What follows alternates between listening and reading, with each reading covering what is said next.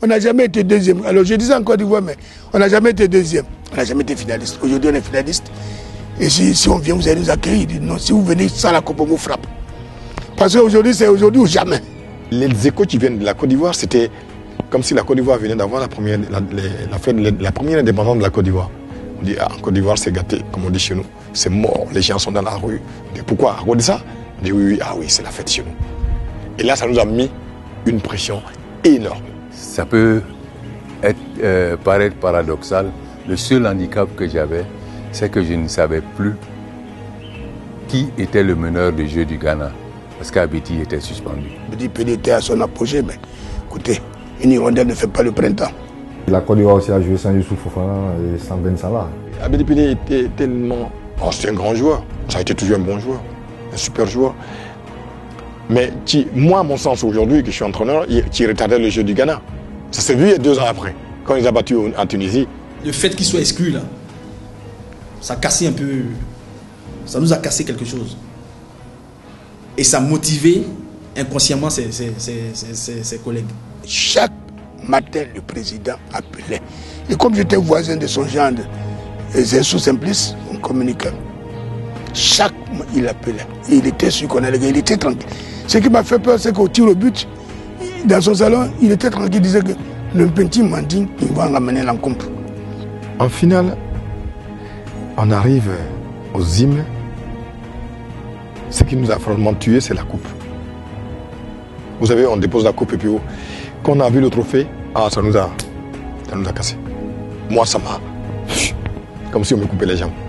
Les 20 premières minutes de la rencontre nous ont créé des difficultés parce qu'au moment où on l'a su, c'est Didier Otokoré qu'il fallait qu'on replace sur le meneur qu'on avait découvert. Parce que c'est lui qui était le plus proche. Et il y a eu le cafouillage où Pablo devait être expulsé, Abidi devait monter dans les tribunes. Nous avons profité de ce temps pour replacer Didier et puis le compte était bon. Il fut un moment aussi où vous avez le Ghana accéléré avec les passes et tout, Guaméné a levé le bras. Et moi j'avais pas mal, mais je me suis laissé tomber. Et ils sont venus, le médecin, je lui ai dit non, je me rappelle toujours. Il dit au docteur, au kiné Bakayoko, dit au coach de calmer un peu le jeu parce que on va calmer parce que les Ghanéens sont dessus. Ils jouaient à une touche. Il fallait y aller, mais on était trop loin d'eux. Donc il fallait casser. J'ai cassé avec ma blessure. On a eu 1 minute de repos, on s'est calmé et on a repris. Quand à la 119e minute, Thierry rate son face-à-face avec Edouard Ansah, le gardien du Ghana, j'ai dit mon Dieu. Tu es derrière là-bas, tu regardes le match et puis je joue à la balle un coup, tu dis on a gagné. Parce que c'est ça, on a gagné. Et le mec il fait crochet sur crochet. Et les ballons n'est pas rentré.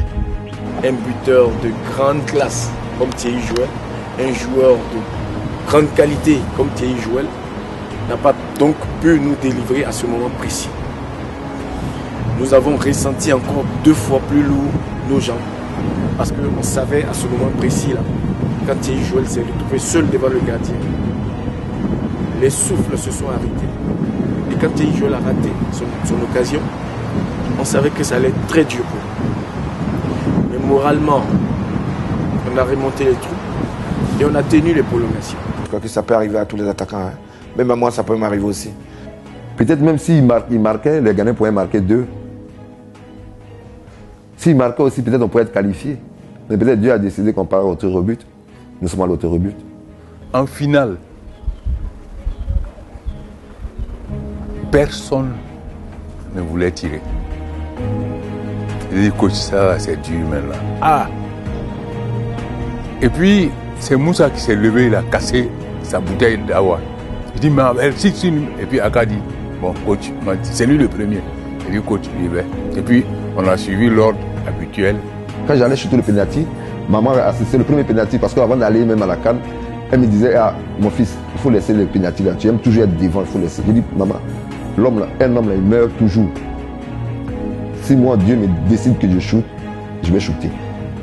Les Ghanéens tirent un penalty, mais sur le côté. Un petit bonhomme là, un petit latéral droit, je crois. Il tire à droite. À ma droite, je pars comme ça, il tire, la balle sort. Mais mon coup de poing, c'est dire, On a gagné, encore. Le dernier tireur, c'est qui? Thierry Joël. Joe, il arrive, il arrête la balle. Et moi, je le regarde comme ça. Boum! Poteau, gardien, la balle sort. La seule phrase que j'ai dite, c'est « Mais celui-là, il va nous tuer. » Je te le jure. J'ai dit « Celui-là, il va nous tuer. » Au 5e penalty, Gadji qui prend le ballon, il dit « Qui tire ?» Je l'ai regardé, personne ne voulait y aller. Personne ne voulait y aller. Et lui, il prend le ballon, il vient, il pose le ballon, il vient, puis il tire, puis il va le voir, il dit « Ouais, c'est facile. » Il dit « Vous voyez, c'est facile, j'ai marqué. » Comme je l'avais dit, dans tous les cas, la victoire était à nous. Et qu'il ne voyait pas la victoire venir depuis, il me cherchait des yeux. Et je ne sais pas comment le caméraman a fait pour capter cette image. Je me suis levé. Quand j'ai levé le doigt, ça me dit qu'on allait gagner. C'était tout simplement pour leur dire de ne pas se décourager.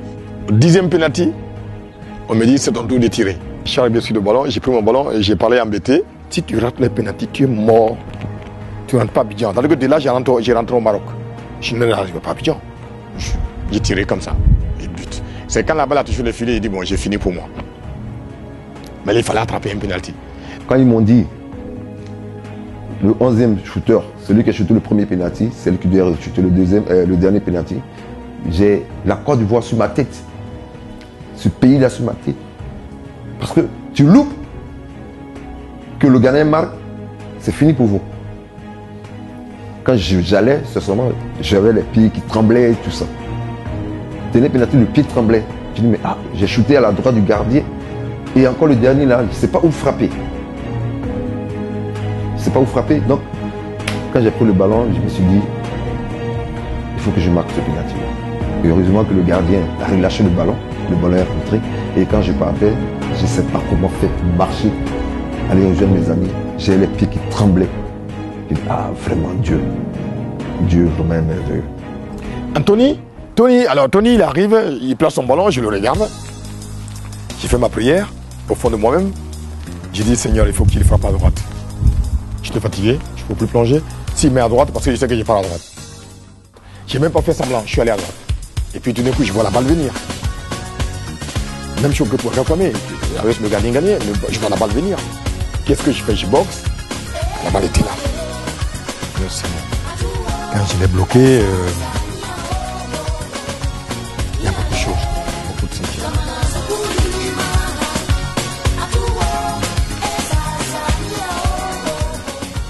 Alors je cours vers mes partenaires parce qu'on a gagné. Et je me rappelle, tout de suite qu'il y a mon dos. Alors si je suis debout, ils vont me tomber dessus. Ils vont me casser le dos. Donc là, je plonge. Donc je me mets à plat. Et tout le monde sur moi. Ce jour-là, Zensou et Woyen se sont jetés dans les bras l'un l'autre. On n'a pas dormi parce que chacun voulait dormir avec la Coupe d'Afrique. Malheureusement, c'était avec le président de la fédération. Moi, j'ai eu l'ampleur et après, c'est quand on a reparti à l'hôtel. Et j'ai parlé au président footballeur, la première fois de ma vie. Je vais voir mon épouse, j'ai dit, j'ai parlé avec le footballeur. Elle m'a dit, tu racontes n'importe quoi? J'ai dit, si. On a parlé. Il dit, nous attend à Abidjan.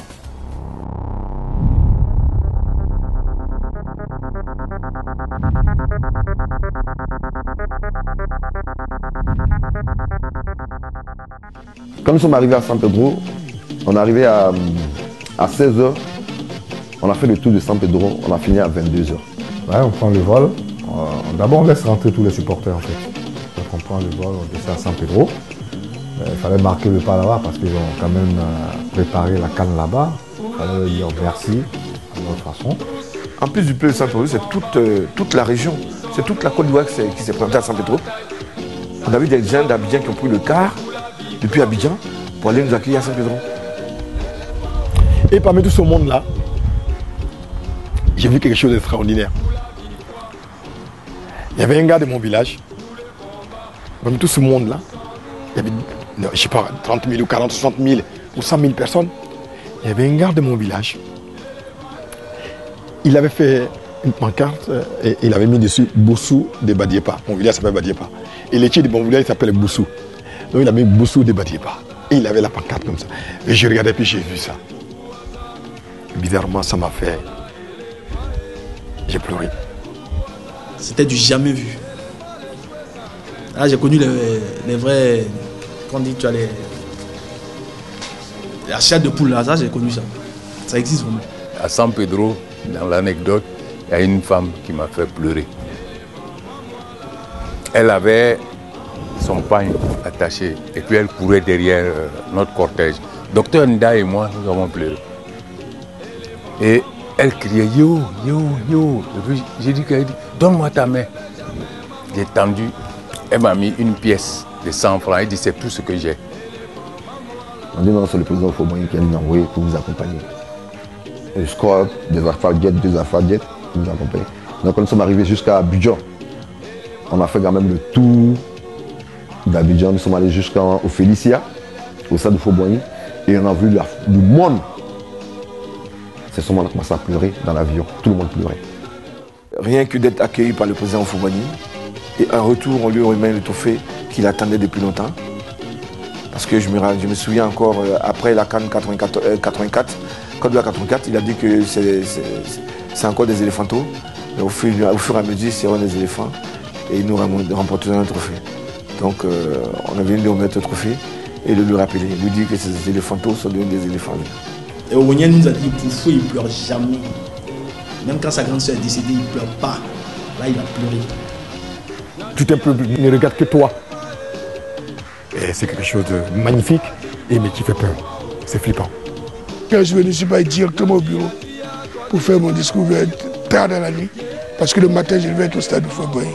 Devant près de 80 000 personnes, j'ai rendu hommage à tous les acteurs du sport, tous les présidents des clubs qui ont donné leurs joueurs et tout ça, c'est eux qui les ont entretenus, c'est eux qui les ont formés. Tous les sportifs, j'ai dit que je suis resté là au moment de la cueillette. Il y a des gens qui ont planté, qui ont arrosé, et moi je suis venu au moment de la récolte. Nous avons remporté ce trophée, moi pratiquement en fin de carrière, et d'autres joueurs aussi comme Youssouf Fofana, etc. Et nous étions très heureux, nous étions fiers de nous. Nous n'avions pas des millions et des millions de francs, mais nous étions heureux d'être détenteurs de ce trophée pendant notre période et la période de cette génération. Donc on a rendu le peuple de Côte d'Ivoire heureux. Et c'était ce qu'on a souhaité, c'était ce qu'on pensait. En retour, c'est vrai qu'on a eu des primes. C'est vrai que le président Houphouët-Boigny nous a donné des maisons. Mais ce qu'on a procuré au peuple ivoirien, ça n'a pas de prix. C'était un symbole. C'était un symbole et personne ne pourra venir effacer ce symbole dans mon esprit et dans l'esprit des Ivoiriens, même s'ils ont envie d'oublier. Je suis quand même descendu avec le trophée de l'avion et je l'ai remis au président, au premier président de Côte d'Ivoire, celui-même qui s'est fait appeler le grand capitaine des éléphants. Nous sommes allés à Yamoussoukro, maintenant chez mon papa, Houphouët, chez lui à la maison. Là, on a fait la fête avec lui. Là.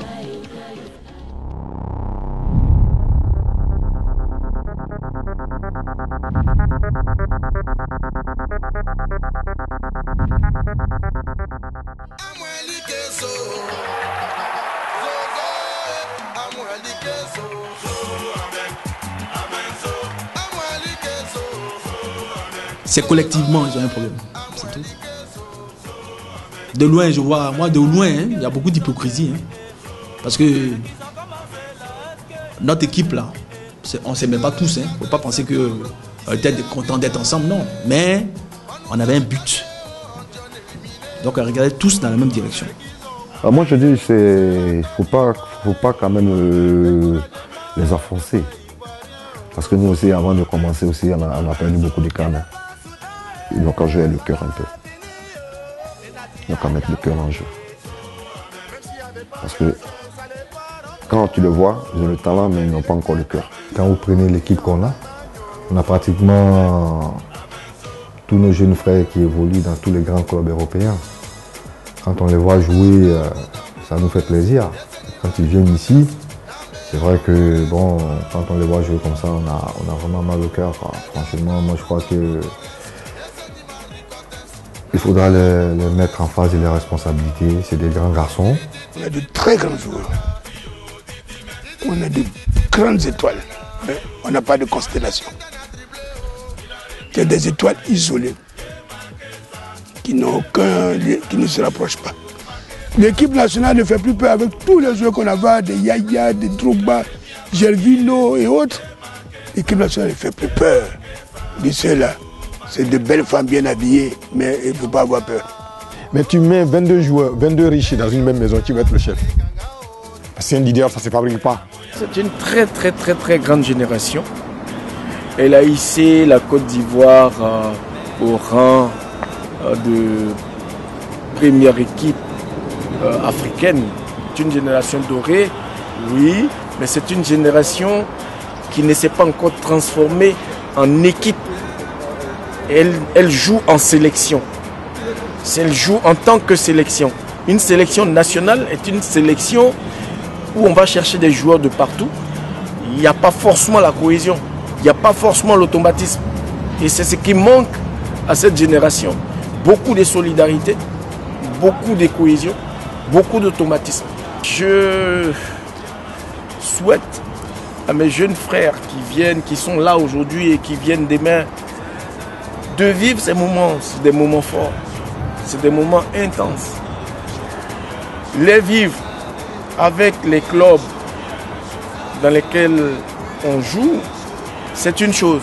Mais les vivre avec son pays, c'est extraordinaire. C'est apporter quelque chose à la vie du pays natal. Quand on parle d'un groupe, on s'accepte tel qu'on est. C'est-à-dire que moi, je peux dire à Gadji poliment ce que je pense de lui. Et il accepte. Il a le devoir d'accepter. C'est des règles. Avant de franchir une étape, on a l'impression qu'ils se disent que cette étape est déjà franchie. Ils pensent à l'autre étape et ça les distrait. Et parfois, ils s'arrêtent à l'étape qu'ils n'ont pas bien servi. Il faut qu'ils aient beaucoup plus foi en ce qu'ils sont en train d'entreprendre. Ouais, le vieux nous a déjà donné pour lui en 92. Cherchons pour nous-mêmes.